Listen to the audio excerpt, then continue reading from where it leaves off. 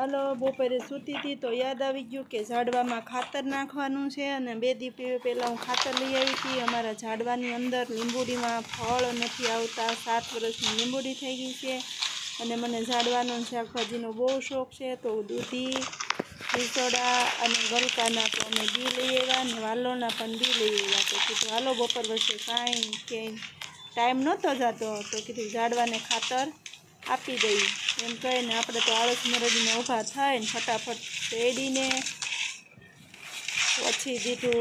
એ લોકોએ એગ્રોવાળાએ કીધું હતું એ પ્રમાણે ઝાડવાની આજુબાજુ થોડું થોડું વેરી દેવાનું। એટલે આપણે તો ઠેલી તોડી અને જોઈ લે મારી જામફળી ફૂલ આવે છે પણ ફળ નથી આવતા। એટલે મને એમ થયું કે હાલો આમાં કાંઈ પણ આઈડિયો અજમાવીએ। તો એગ્રોવાળાને ત્યાં ગયા ને તો એમણે એના રીતે ખાતર આપી દીધું કે આ ખાતરથી તમારે ઘાયકા ફળોય આવશે અને લૂમે ઝૂમે ફળ આવશે એમ। ફળિયાની આજુબાજુ છેટે છેટે થોડું થોડું વેરી દેવાનું। તો હું લઈને ગઈ જામફળીને શેરડીને ને પછી યાદ આવ્યું કે હાલો હજી લીંબુડી તો બાકી રહી ગઈ છે। જોઈ લો લીંબુડી કેવી ઘટાતૂર છે પણ એમાં 4 થી 5 જ લીંબુ આવ્યા છે। એટલા માટે જ એના હાટું ખર્ચો કર્યો છે।